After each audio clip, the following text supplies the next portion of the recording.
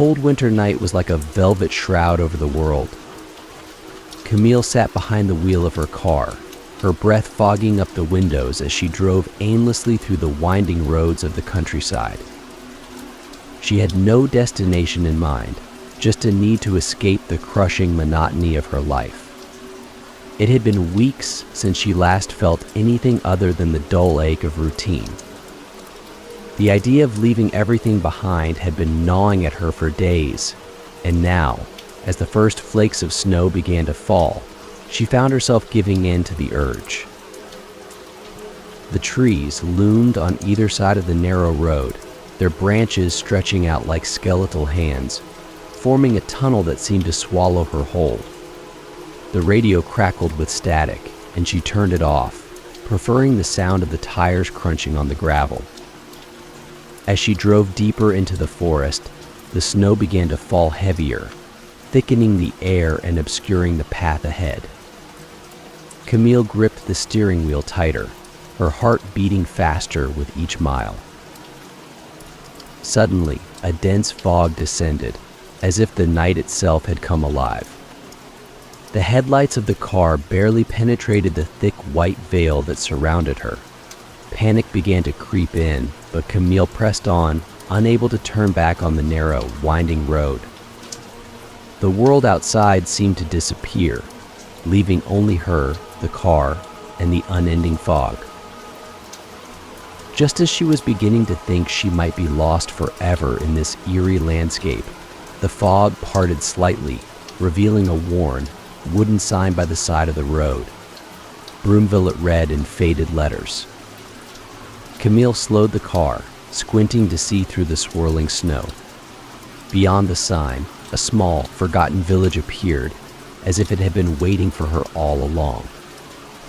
With no other options and a strange sense of curiosity, she drove toward the village, unaware that her life was about to change forever. As Camille entered Broomville, the first thing she noticed was the silence. It was a heavy, oppressive silence that seemed to press down on everything, muffling even the sound of her car's engine. The village appeared to be deserted, the streets empty, and the houses dark and lifeless. The snow continued to fall, blanketing the world in white, adding to the sense of isolation. She pulled over in front of what seemed to be an old inn, its windows boarded up, the sign hanging lopsided on one chain. The name Le Refuge was barely visible beneath layers of grime and age. Camille hesitated, her instincts telling her to turn around and leave. But something about the place drew her in. She got out of the car, the cold biting at her skin as she looked around. The village was small, just a handful of buildings clustered together around a central square. The architecture was old, reminiscent of another era, with cobblestone streets and gas lamps that flickered dimly through the snow. Despite the apparent abandonment, Camille couldn't shake the feeling that she was being watched. She wrapped her coat tighter around herself and approached the inn. As she reached the door, it creaked open, as if someone had been expecting her. Inside, the air was thick with the smell of wood smoke and something else, something she couldn't quite place. It was warmer than outside, but the warmth did little to ease the chill that had settled in her bones. The interior was just as worn as the exterior, with old furniture covered in dust and cobwebs hanging from the ceiling. Yet there was a strange charm to it, a sense that this place had once been alive and full of stories. "Hello," Camille called out, her voice sounding small and uncertain in the vast emptiness of the inn.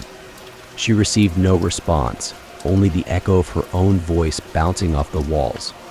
She was about to turn back when a figure emerged from the shadows.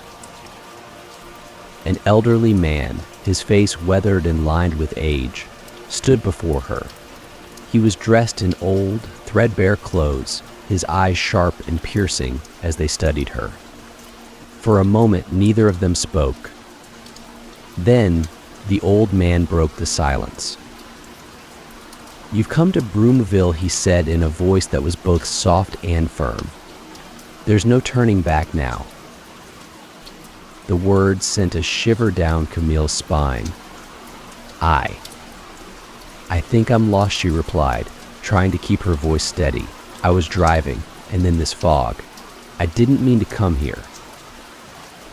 The old man nodded, as if he had heard it all before. No one ever means to come here, he said. But now that you're here, you'll have to stay. Camille frowned, confusion and fear beginning to bubble up inside her. Stay? What do you mean? I can't stay here. I have to get back. The old man shook his head slowly. I'm afraid that's not possible, he said. Broomville doesn't let anyone leave. Before Camille could respond, the old man turned and walked toward a staircase at the back of the room. You should get some rest, he said over his shoulder. There's a room upstairs. Tomorrow we'll talk more.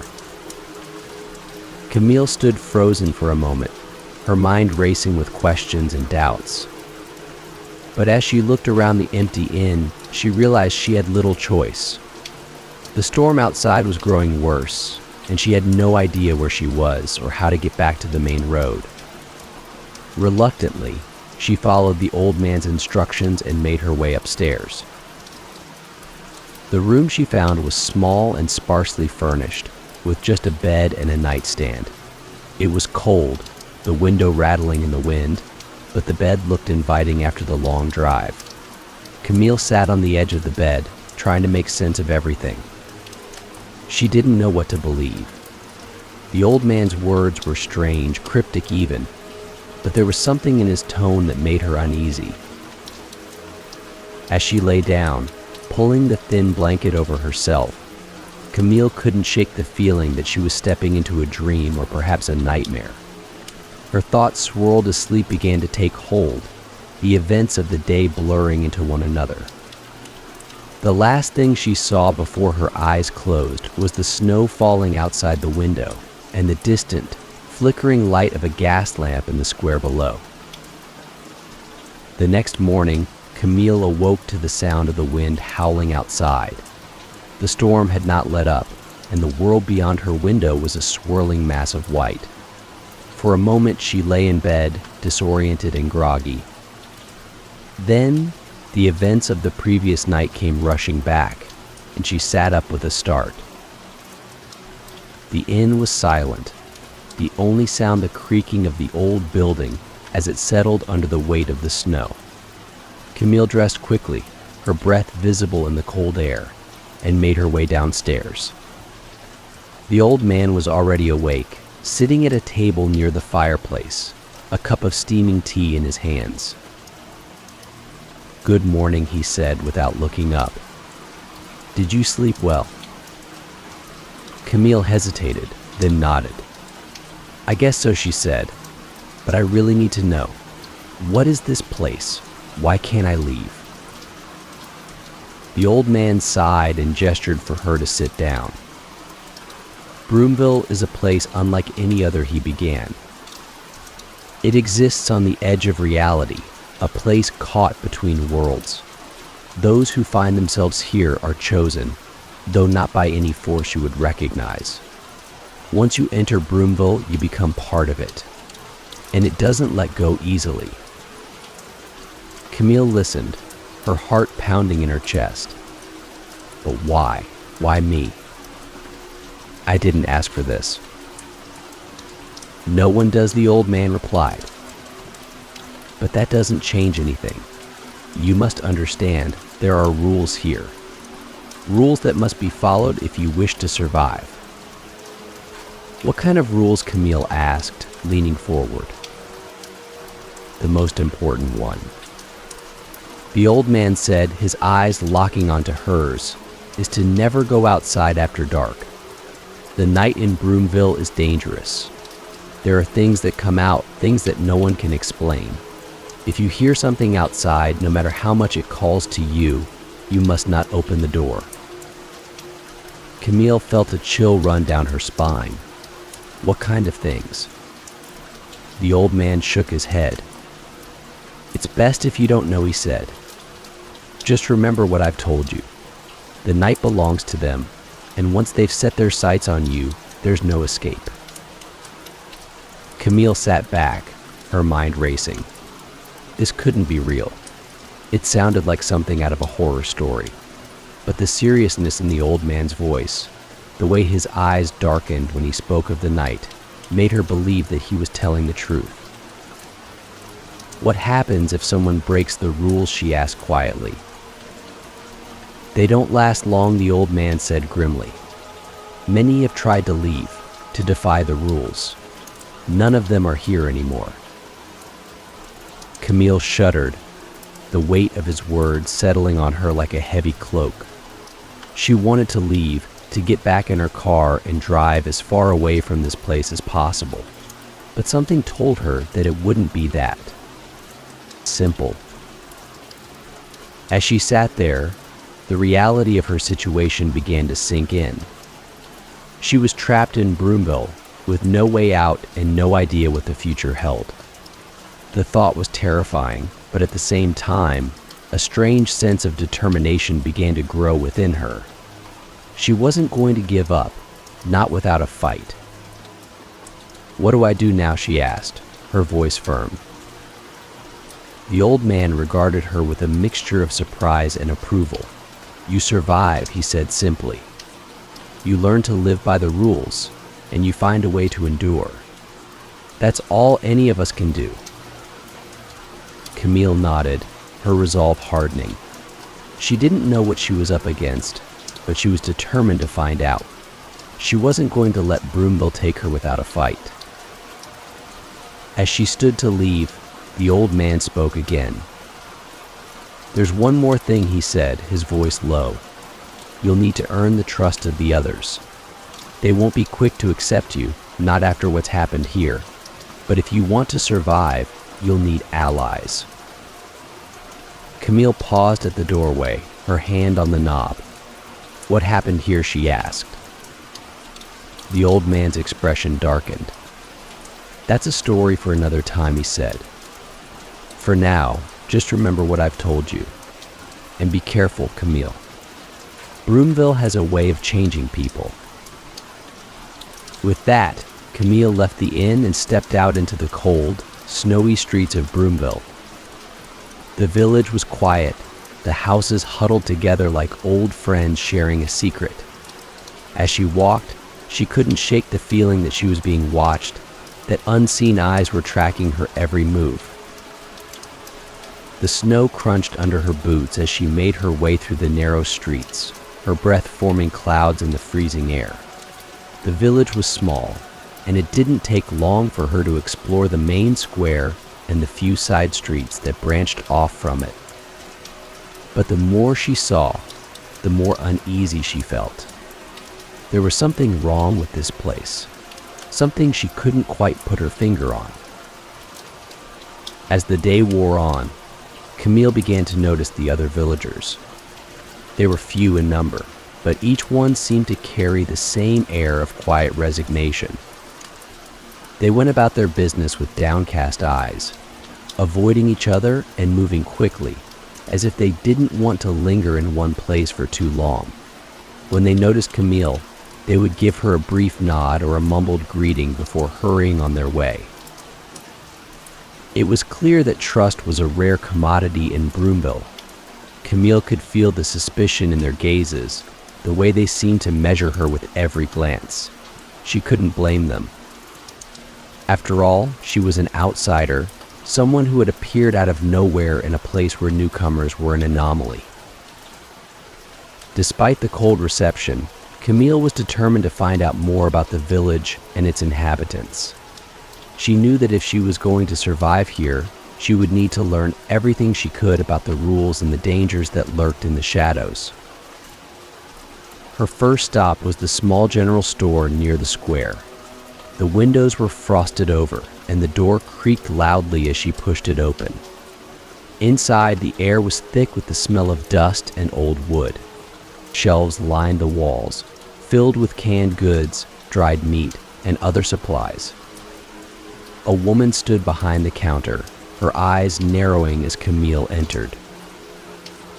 "Morning," Camille said, trying to sound casual. The woman didn't respond immediately.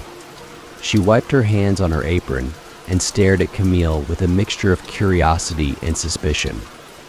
"You're the new one," she said finally. Camille nodded.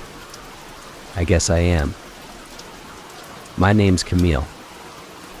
The woman didn't offer her own name. Instead, she leaned on the counter and fixed Camille with a stern gaze. "You're staying at Le Refuge, aren't you?" "Yes," Camille replied. "The old man there. He told me about the rules." The woman snorted. "He would. Been here longer than anyone. Knows the place inside out." "Do you?" Camille asked, stepping closer. The woman's expression softened slightly. "I've been here a long time," she said. "Long enough to know that this place isn't what it seems." Camille leaned in, lowering her voice. "What is it? What's really going on here?" The woman hesitated, glancing around the store as if to make sure they were alone. Then she lowered her voice to a whisper. "Broomville is cursed," she said. "This place. It draws people in, people who are lost or broken. And once it has you, it doesn't let go." Camille felt a chill run down her spine. "What about the creatures? The ones that come out at night?" The woman's face paled, and she shook her head. "We don't talk about them," she said. "Talking about them gives them power. Just remember the rules. Stay inside after dark, and don't ever open the door." Camille nodded, absorbing the information. She could see the fear in the woman's eyes, the way her hands trembled slightly as she spoke. Whatever was happening in Broomville, it was something the villagers had learned to live with, something that had become a part of their daily lives. As Camille left the store, she couldn't shake the feeling of dread that had settled over her. The more she learned about Broomville, the more she realized that this was not a place she could simply leave behind. She was caught in its web, just like the others, and there was no telling what would happen next. The day passed slowly, the hours ticking by as Camille wandered through the village, trying to piece together the mystery of Broomville. She encountered a few more villagers, each one as wary and tight-lipped as the last. It was clear that they all shared the same fear, the same resignation to their fate. As evening approached, the sky darkened, and the wind picked up, sending flurries of snow swirling through the air. Camille's thoughts turned to the old man's warning. The night was coming, and with it, the unknown dangers that lurked in the shadows. She quickened her pace, making her way back to Le Refuge, her heart pounding with a sense of urgency. When she arrived at the inn, the old man was waiting for her in the foyer, a stern expression on his face. "You should have returned sooner," he said, his voice carrying a note of disapproval. "I was trying to learn more about this place," Camille replied defensively. The old man shook his head. "There will be time for that," he said, "but you must be careful. The night is dangerous, and you don't want to be caught outside when the darkness falls." Camille nodded, feeling chastised. "I understand," she said. "I'll be more careful." The old man's expression softened slightly. "Good," he said. "Now, get some rest. Tomorrow is another day, and you'll need your strength." Camille didn't argue. She was exhausted, both physically and mentally, and the idea of lying down in the relative safety of her room was more appealing than anything else. As she made her way up the stairs, she couldn't help but glance out the window at the snow-covered village below. The gas lamps flickered in the gathering darkness, casting long shadows across the cobblestones. The streets were empty, but Camille knew that something was out there, waiting. The old man's warning echoed in her mind, and she resolved to follow the rules, no matter how strange they seemed. As she closed the door to her room and settled into bed, Camille couldn't shake the feeling that her life had taken a turn from which there was no return. Broomville was a place of secrets, of darkness and danger, and she was now a part of it. She didn't know what the future held, but one thing was certain: she would need all her wits and courage to survive. Outside, the wind howled, and the night closed in around Broomville like a shroud. The village slept, but the darkness was alive with things that shouldn't exist, things that no one could explain. And somewhere in the shadows, they were waiting for the next soul to break the rules. The following day dawned gray and cold, the snowstorm having left a thick blanket of white over the village. Camille awoke with a sense of foreboding, the previous night's conversation with the old man still weighing heavily on her mind. She dressed quickly, eager to explore more of Broomville, but also wary of what she might discover. As she descended the stairs, she found the old man already at the table, sipping his tea. He nodded to her as she entered the room. "You slept well, I hope," he asked. "Yes, thank you," Camille replied, though the truth was she had been plagued by strange dreams, full of shadows and distant whispers. She sat down across from him, her curiosity getting the better of her. "You mentioned yesterday that others had tried to leave. What happened to them?" The old man looked at her for a long moment, as if weighing his words. "Broomville is not a kind place," he said finally. "Those who try to leave or break the rules, they don't last long. The village has a way of claiming those who don't belong." "What do you mean by claiming?" Camille pressed. The old man sighed. "Some simply disappear," he said. "Others, they change, become something else, something not entirely human. It's the village's way of ensuring its secrets remain hidden." Camille shivered, the implications of his words chilling her to the bone. But why? What is it about this place that makes it so dangerous? The old man shook his head. "That is a question without an easy answer," he said.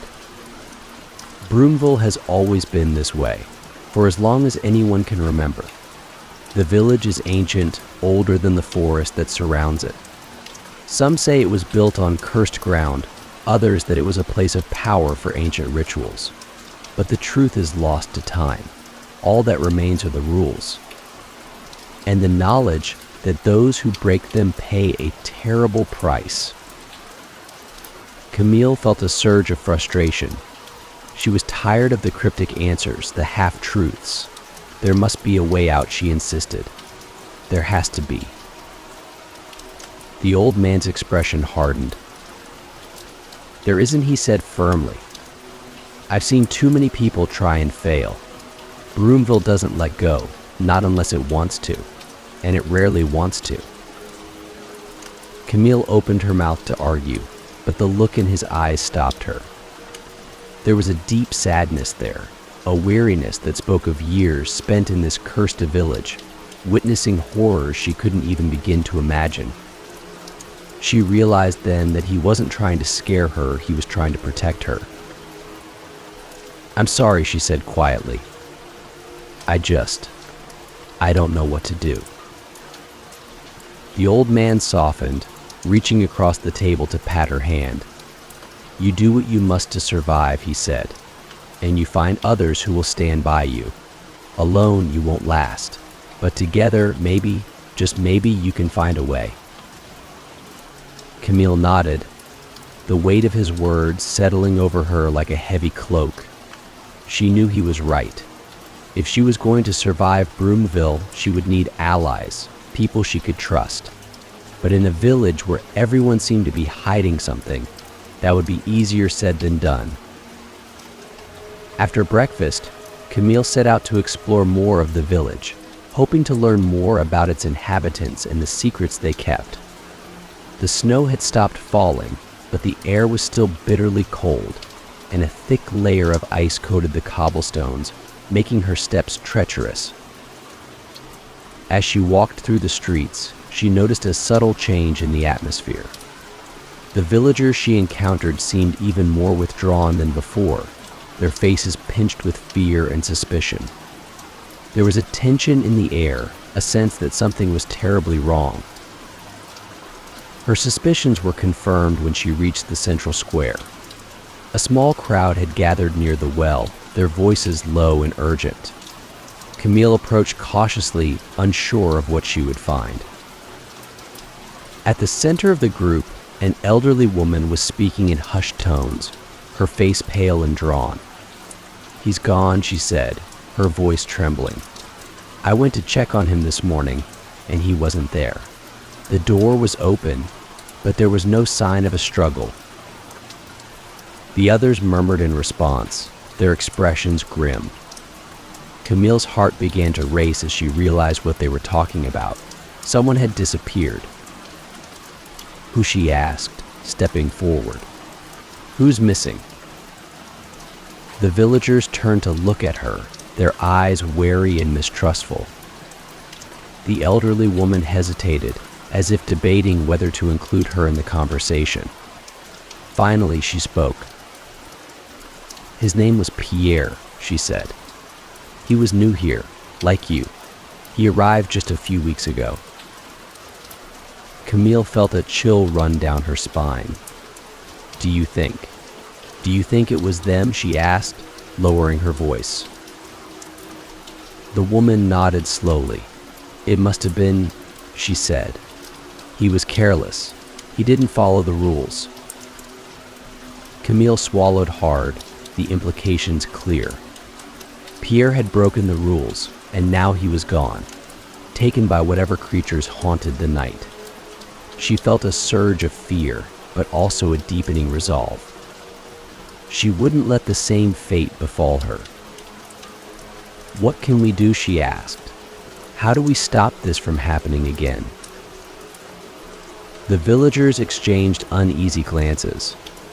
"There's nothing we can do," one of them said, a tall man with a weathered face. "All we can do is follow the rules and hope they leave us alone."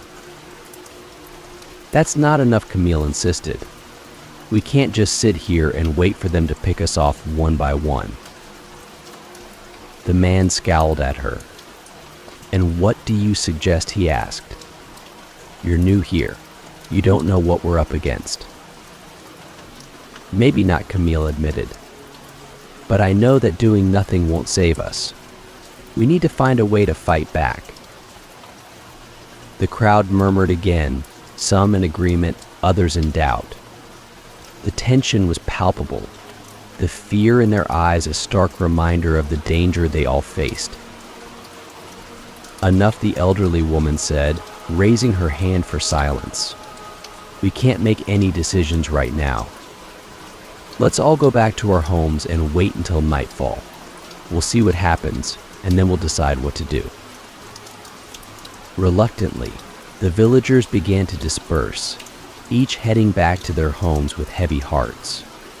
Camille lingered for a moment, watching them go, before turning and heading back to Le Refuge.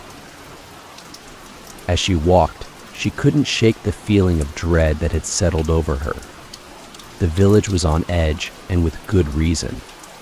The creatures were out there, lurking in the shadows, waiting for their next victim. And Camille knew that if she didn't find a way to protect herself, she could be next. When she returned to the inn, the old man was waiting for her in the foyer, his expression grave. "I heard what happened," he said quietly. "Pierre, he wasn't careful. He thought he could outsmart them." "Did you know him?" Camille asked. The old man nodded. "We spoke a few times," he said. "He was like you, determined to find a way out. But Brumoville is a place that tests your resolve. It finds your weaknesses and exploits them." Camille frowned. "What do you mean?" The old man sighed, running a hand through his thinning hair. "This village. It has a way of getting under your skin," he said. "It knows your fears, your desires, and it uses them against you. The longer you stay here, the harder it becomes to leave. It wears you down, makes you doubt yourself, and once you're vulnerable, that's when it strikes. Camille felt a knot form in her stomach, so there's no way out. I didn't say that, the old man replied. There's always a way out, but it's not easy. You'll need to be strong, mentally and physically, and you'll need to find others who can help you. Camille nodded, her mind racing. She had already decided that she wouldn't give up, but now she realized just how difficult the task ahead would be. Broomville was a place of darkness and despair, and if she was going to survive, she would need to be stronger than she had ever been before. That night, as darkness fell over the village, Camille lay in bed, her thoughts churning. The wind howled outside, rattling the windows and making the old building creak. She couldn't help but think of Pierre, of how he had disappeared without a trace. The thought of those creatures out there, lurking in the shadows, filled her with a deep sense of unease. She tried to sleep, but her mind wouldn't let her rest. Every creak, every whisper of wind set her on edge, her heart pounding in her chest. She knew she was safe as long as she stayed inside, but the fear gnawed at her, refusing to let go. In the early hours of the morning, just as she was beginning to drift off, she heard something, a faint scratching sound coming from outside her door. Her eyes flew open, and she sat up in bed, her heart racing. The scratching continued, soft but insistent, as if something or. Someone was trying to get in. Camille froze, her breath caught in her throat. The old man's warning echoed in her mind: if you hear something outside, no matter how much it calls to you, do not open the door. She sat there, paralyzed with fear, as the scratching grew louder. It was followed by a low, guttural growl, the sound sending a jolt of terror through her. Whatever was outside, it wasn't human. The minutes ticked by, each one feeling like an eternity. Camille didn't dare move, didn't dare make a sound. She knew that whatever was out there was testing her, trying to draw her out. But she wouldn't give in. She wouldn't let it win. Finally, after what felt like hours, the scratching stopped. The growling faded into the distance, and the silence returned. Camille let out a shaky breath, her body trembling with relief. She had passed the test, but she knew it wouldn't be the last. As dawn broke, Camille lay in bed, exhausted but unable to sleep. The events of the night had shaken her, but they had also steeled her resolve. She wouldn't let Broomville defeat her. She would find a way out, no matter what it took. But as she drifted off to sleep, one thought lingered in her mind: what would she do when the creatures came back? The next few days passed in a tense blur.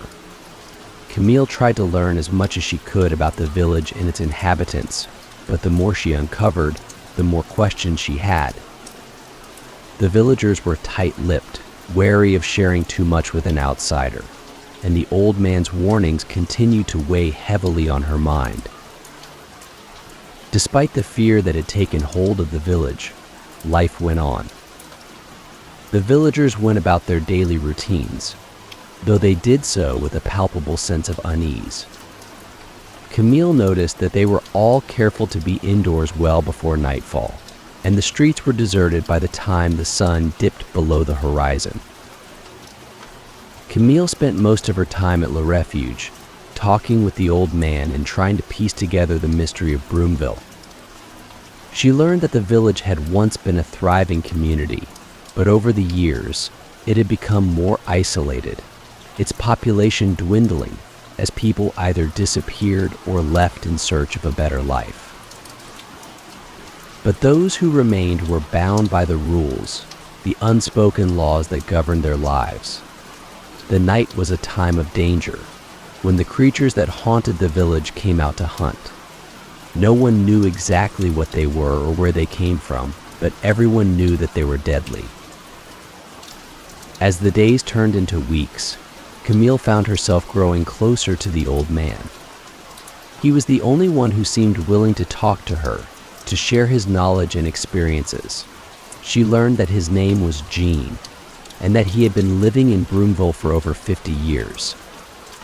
He had seen the village change, watched as it became a place of fear and darkness. Jean told her stories of the early days, when the village was full of life and laughter. But those days were long gone, replaced by the oppressive silence that now hung over Broomville like a shroud.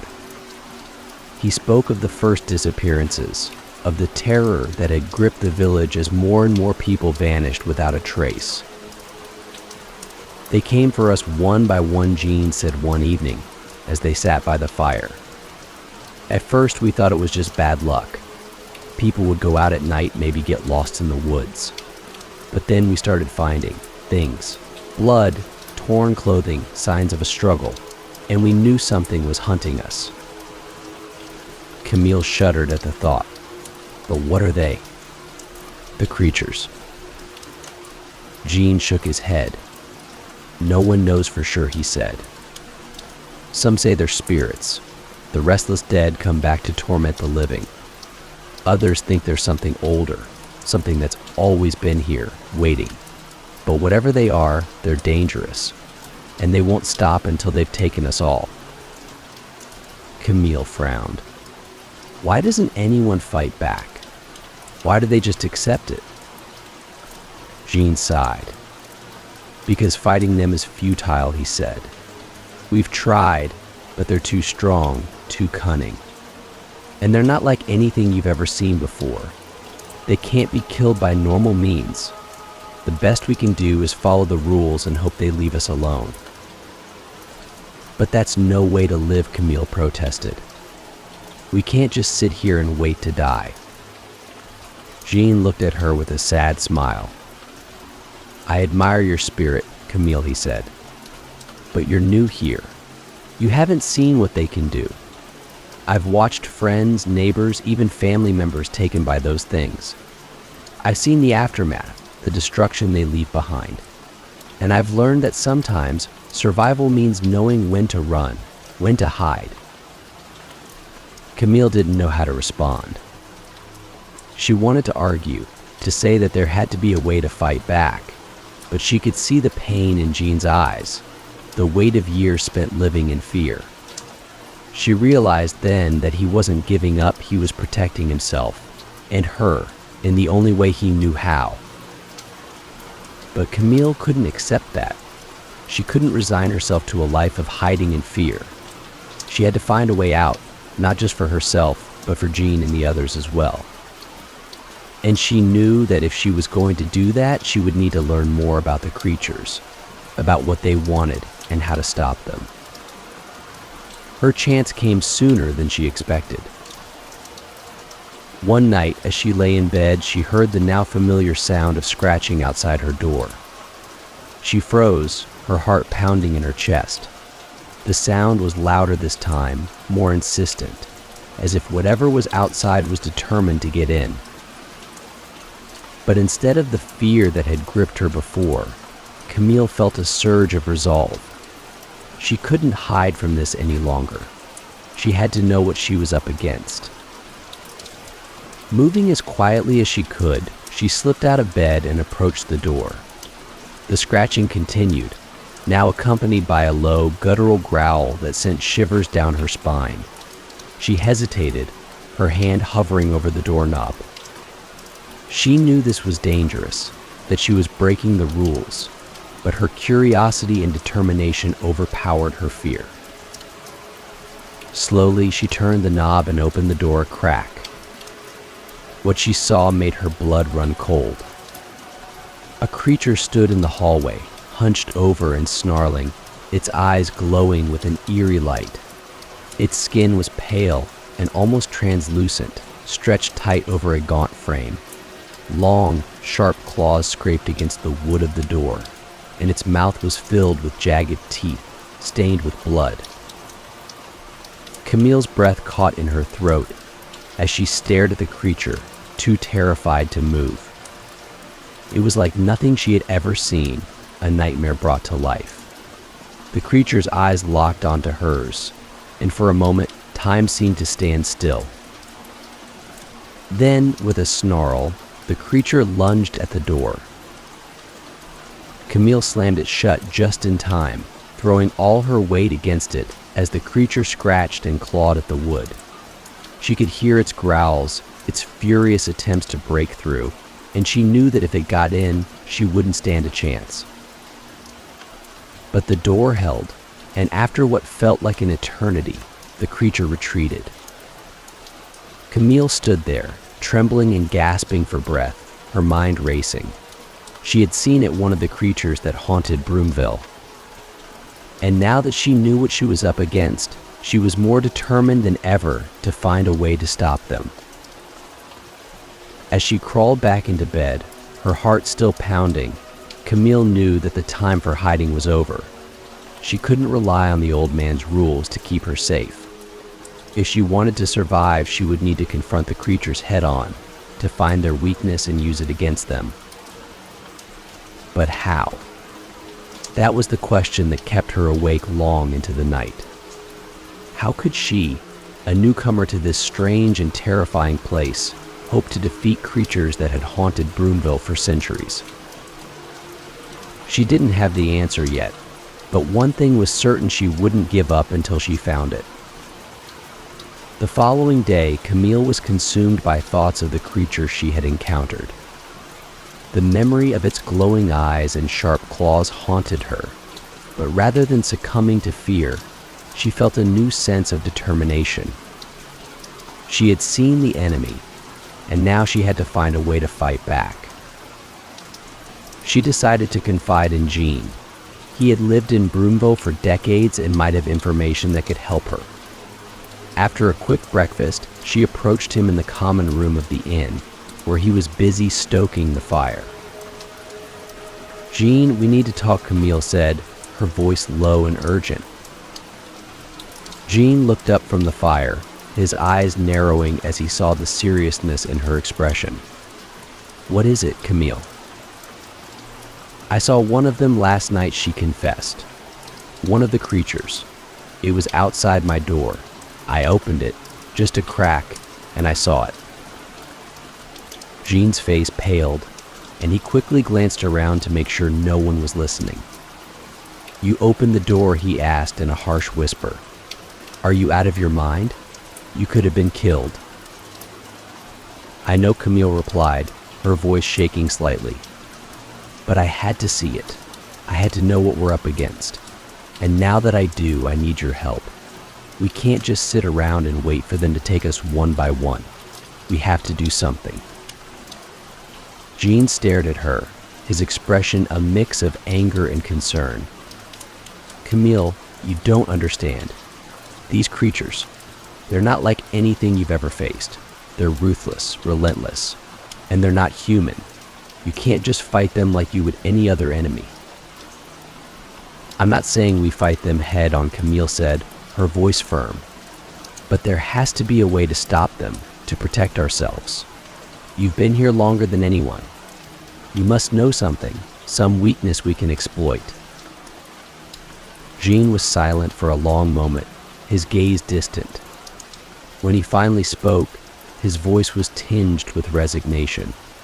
"There is something," he said quietly, "but it's dangerous, and it's not guaranteed to work." "What is it?" Camille asked, leaning forward. Jean hesitated, as if weighing the consequences of revealing what he knew. Finally, he sighed and began to speak. "There's an old legend in Broomville, one that goes back centuries. It's said that the creatures that haunt this village are bound here by a curse, a dark magic that ties them to the land. The only way to break the curse and banish the creatures is to find the source of their power and destroy it." Camille's heart quickened. "The source of their power? What is it?"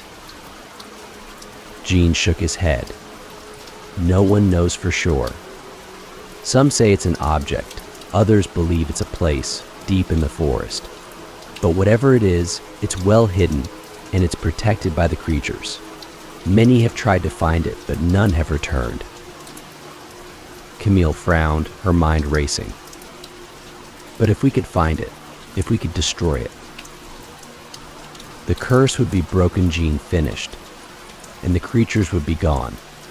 But it's not that simple, Camille. The forest is vast and it's easy to get lost.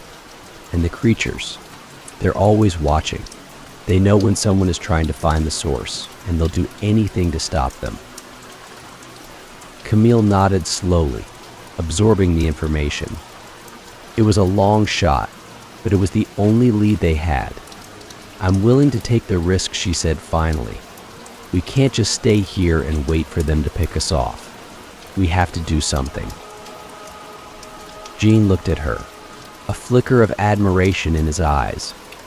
You're brave, Camille, he said softly. But you'll need more than courage to survive this. You'll need help. I know, Camille replied, and that's why I'm asking you. Will you help me, Jean? Will you help me find the source and end this nightmare? Jean was silent for a long moment, his gaze fixed on the fire. Finally, he nodded. I'll help you, he said. But we'll need to be careful. We'll need to plan this out. And we'll need to find others who are willing to fight with us. Camille felt a surge of hope. For the first time since arriving in Broomville, she felt like she had a real chance of escaping, of defeating the creatures that had terrorized the village for so long. But she knew that the road ahead would be dangerous, and that they would need all the help they could get. Together, she and Jean began to make plans. They would gather supplies, map out the village and the surrounding forest, and recruit others who were willing to join their cause. It wouldn't be easy, but Camille was determined to see it through. Over the next few days, Camille and Jean worked tirelessly to prepare for their mission. They gathered food, water, and weapons, anything they could use to defend themselves against the creatures. They also began to reach out to the other villagers, carefully gauging who might be willing to join them. It was a delicate process. Many of the villagers were too frightened to even consider fighting back, while others were resigned to their fate, unwilling to believe that there was any hope of escape. But slowly, they began to find allies, people who, like Camille, were tired of living in fear and were ready to take a stand. One of the first to join their cause was a man named Hugo, a burly farmer with a gruff demeanor and a deep sense of loyalty. He had lost his wife to the creatures years ago and had been living in a state of quiet despair ever since. But when Camille approached him, he saw in her the same determination that had once driven him, and he agreed to help. I've been waiting for this, Hugo said, his voice rough with emotion. I've been waiting for someone to come along and do something about this damn curse. I'm in, Camille. Whatever you need, I'll do it. Next was Marianne, a school teacher who had come to Broomville several years earlier, hoping to start a new life. She had been caught up in the village's dark secret and had spent years hiding from the creatures, terrified of what might happen if she stepped out of line. But when Camille told her about their plan, she felt a flicker of hope for the first time in years. I don't know if this will work, Marianne admitted, but I can't live like this anymore. I'm tired of being afraid. If there's even a chance that we can break this curse, I'll take it. Finally, there was Thomas, a young man who had grown up in Broomville and had seen firsthand the horrors that the creatures could inflict. He had always been too scared to fight back, too afraid of what might happen if he tried. But Camille's courage inspired him, and he knew that this might be their only chance to escape the village's dark grip. I've seen too many people disappear, Thomas said quietly. Too many lives ruined. I don't want to end up like them. I'll help you, Camille. I'll do whatever it takes." With their small group assembled, Camille and Jean finalized their plans. They would leave at dawn the next day, venturing into the forest in search of the source of the creature's power. It was a risky mission, and there was no guarantee that they would succeed or even survive. But it was a risk they were all willing to take. That night, as they gathered in Le Refuge to go over their plans one last time, there was a palpable sense of tension in the air. The fear was still there, but it was tempered by determination and resolve. They all knew what was at stake, and they were ready to face whatever dangers lay ahead. As they prepared to head to their rooms for the night, Jean pulled Camille aside. "You've done well," Camille, he said quietly. "You've given these people something they haven't had in a long time, hope. But you need to be careful. The creatures know we're planning something. They'll be watching us." "I know," Camille replied, her voice steady. "But we have to try. We can't just sit here and wait for them to kill us." Jean nodded, a hint of a smile on his lips. "You're right. And whatever happens, I'm proud of you. You've shown more courage than most people who've lived in this village their whole lives." Camille smiled back, touched by his words. "Thank you, Jean. I couldn't have done this without you." Jean squeezed her shoulder. "Get some rest," he said. "Tomorrow will be a long day." As Camille climbed the stairs to her room, she felt a mix of emotions: fear, determination, and a glimmer of hope. Tomorrow, they would set out to find the source of the curse, to face the creatures that had haunted Broomville for so long. It was a daunting task, but she knew that they had no other choice. She lay in bed, staring at the ceiling, her mind racing with thoughts of what was to come. She knew the risks, knew that they might not all make it back, but she also knew that this was their best chance, perhaps their only chance of escaping Broomvel's grip. As she drifted off to sleep, Camille made a silent vow.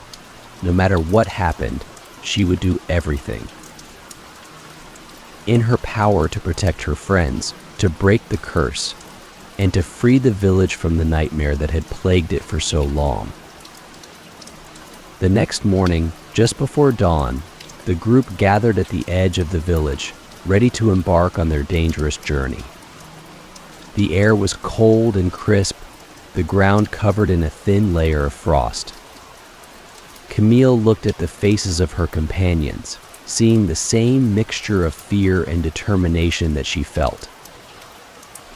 They were a small group, just 5 people against an unknown number of creatures, but they were determined. Each carried a pack with supplies, weapons, and anything else they thought might help them survive the journey. Camille had a knife strapped to her belt, and Hugo carried an old hunting rifle. Marianne and Thomas each had a small axe, while Jean carried a heavy walking stick that he had carved himself years ago. "We're all here," Jean said, his voice low. "Remember, stick together and don't let your guard down. The forest is treacherous and the creatures will be watching, but if we stay focused, we have a chance." Camille nodded, her heart pounding in her chest. "Let's do this," she said, her voice steady. With that, they set off into the forest, leaving the safety of the village behind.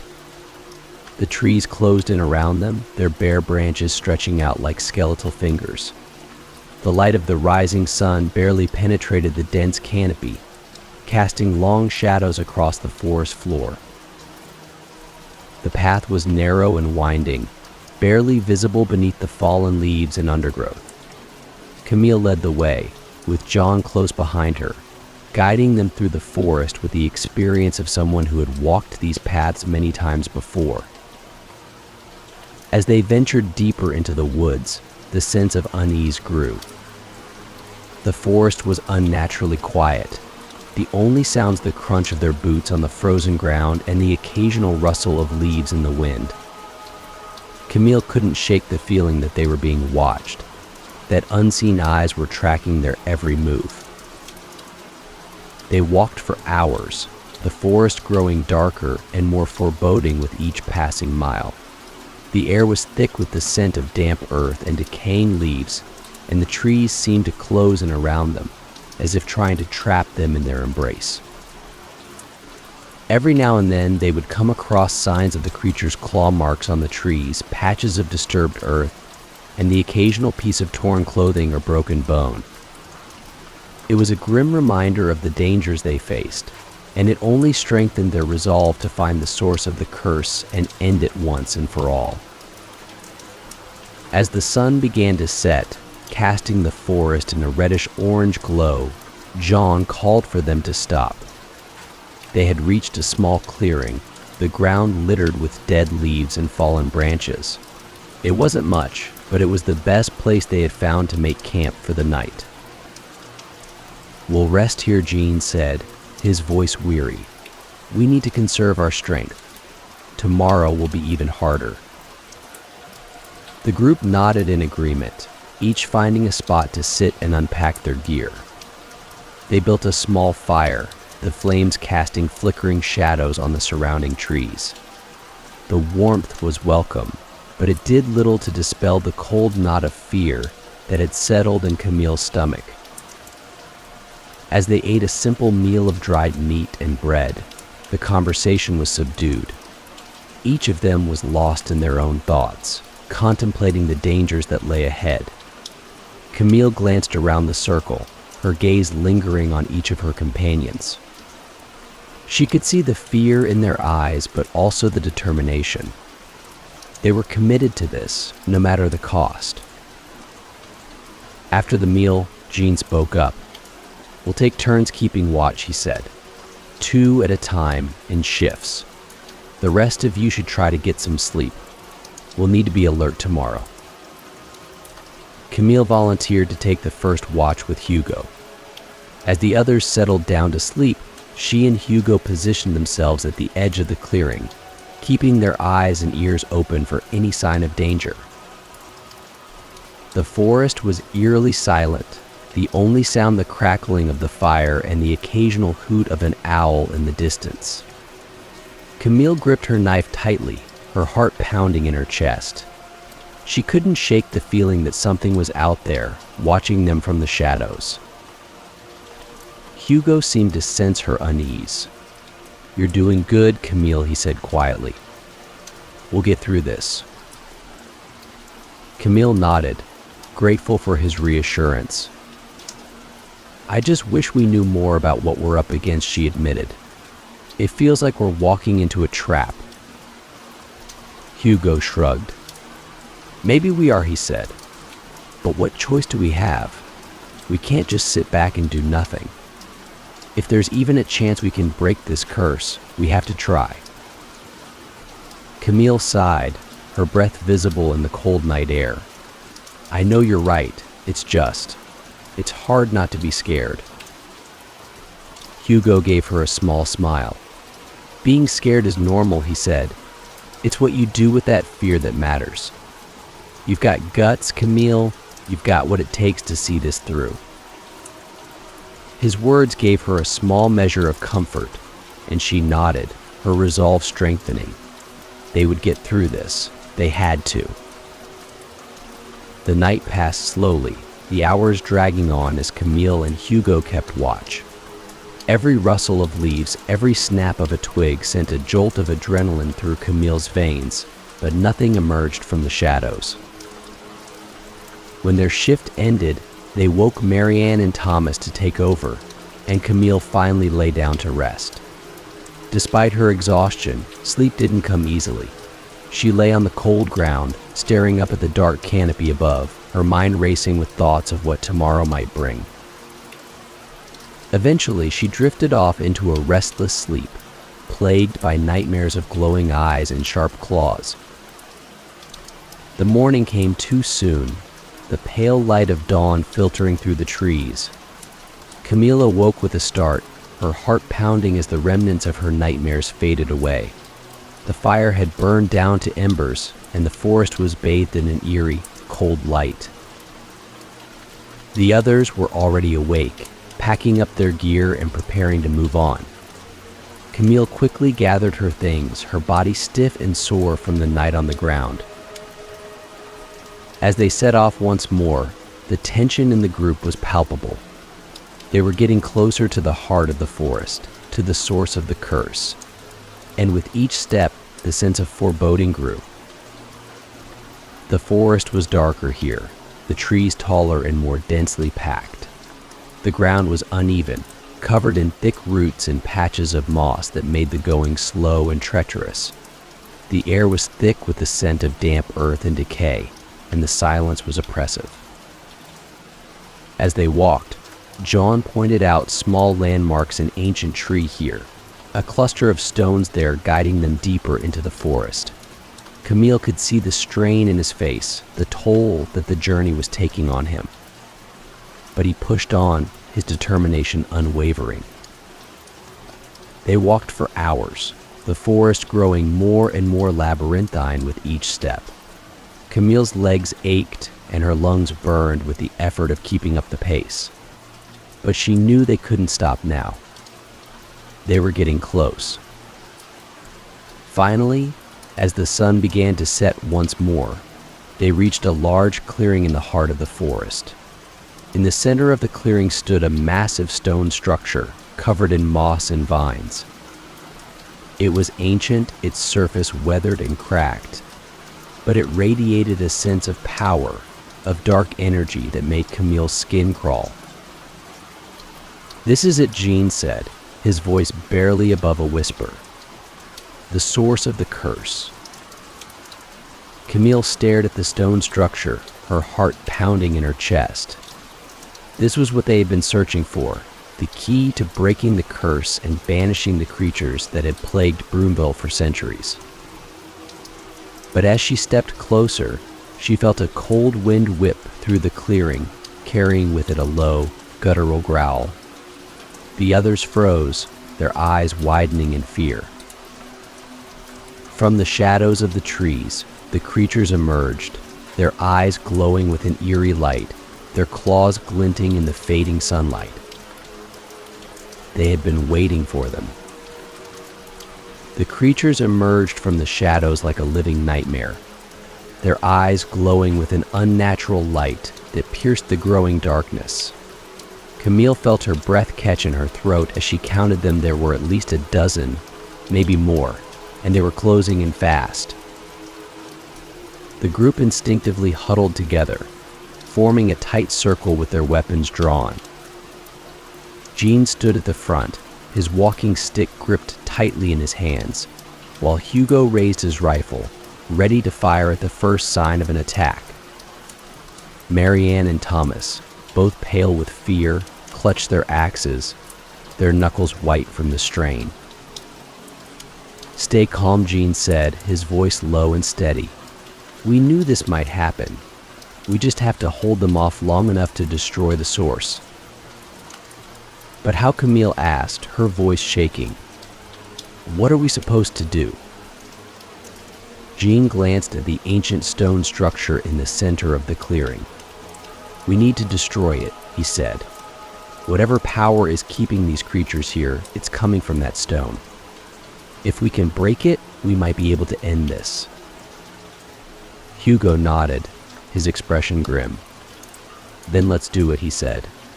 "We didn't come all this way to die here."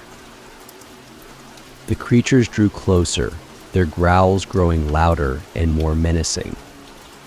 Camille could see their sharp claws and jagged teeth glinting in the dim light, and the stench of decay filled the air. They were terrifying, but Camille knew they couldn't afford to give in to fear. This was their only chance to end the curse and save themselves and the entire village. "Go," Jean shouted, breaking the tension. "Hugo and I will hold them off.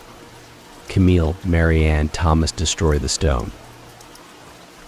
Camille hesitated for a fraction of a second, but then she nodded, her resolve hardening. "Be careful," she said, gripping her knife tightly. Jean gave her a brief, reassuring smile. "You too," he replied.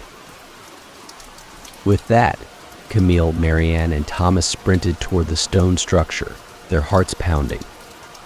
Behind them, Hugo fired his rifle, the sharp crack of the gunshot echoing through the clearing. The creatures shrieked in response, but they didn't stop. They were relentless, driven by a malevolent force that had kept them bound to this cursed place for centuries. Camille reached the stone structure first, skidding to a stop in front of it. Up close, it was even more imposing, its surface covered in strange, ancient symbols that seemed to pulse with a dark energy. She could feel the power radiating from it, like a heartbeat that thrummed through the air. "What do we do?" Marianne asked, her voice trembling. "We break it," Camille said, her voice steadier than she felt. "Whatever it takes, we have to destroy this thing." Thomas raised his axe, his hands shaking. "Let's do it," he said, and with a grunt, he brought the axe down on the stone. The impact sent a shock wave through the clearing, but the stone didn't break. Instead, it seemed to absorb the blow, the symbols glowing brighter, as if mocking their efforts. "Damn it," Thomas cursed, raising the axe again. "Come on, you bastard." He struck the stone again and again, but each time the stone remained unbroken, the symbols pulsing with an eerie light.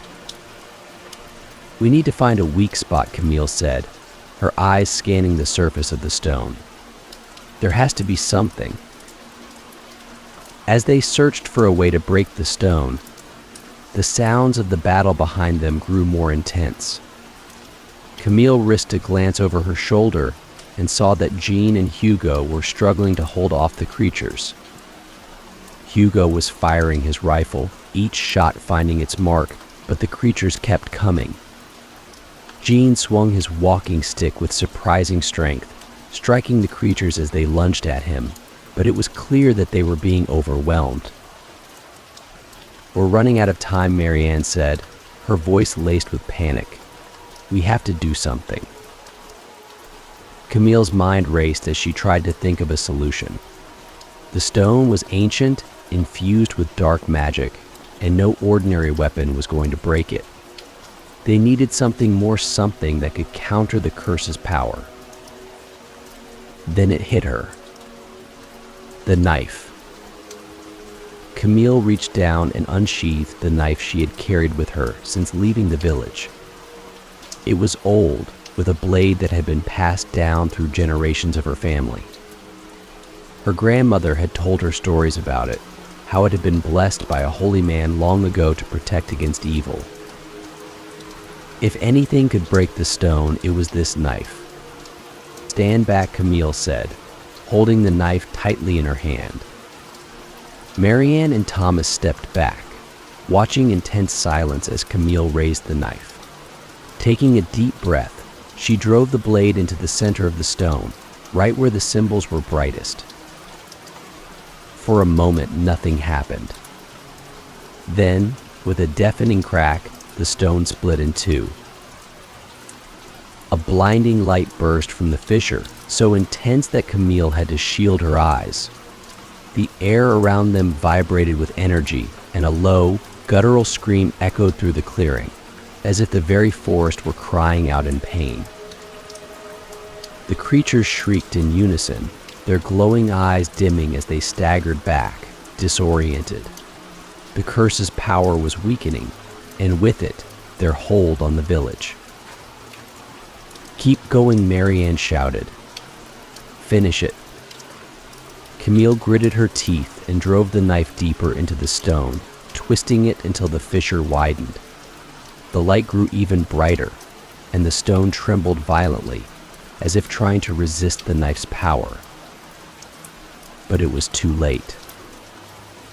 With one final push, Camille forced the knife through the stone's core. The light exploded outward, engulfing the clearing in a blinding flash. The stone shattered into 1,000 pieces, the symbols etched into its surface disappearing into the air like smoke. The creatures screamed in agony as the light consumed them, their forms disintegrating into ash. The dark energy that had held them to Broomville was gone, and with it, their existence. When the light finally faded, the clearing was silent. The stone was gone, reduced to a pile of rubble, and the creatures that had terrorized the village for centuries were nothing more than dust on the wind. Camille staggered back, her breath coming in ragged gasps. She had done it, they had done it. The curse was broken. But as the adrenaline began to wear off, she became aware of the silence around her. Turning, she saw that Jean and Hugo were lying on the ground, motionless. "No," Camille whispered, her heart clenching in her chest. She ran to them, dropping to her knees beside Jean. He was still breathing, but barely. His face was pale, his eyes half closed. He had fought bravely, but the battle had taken its toll.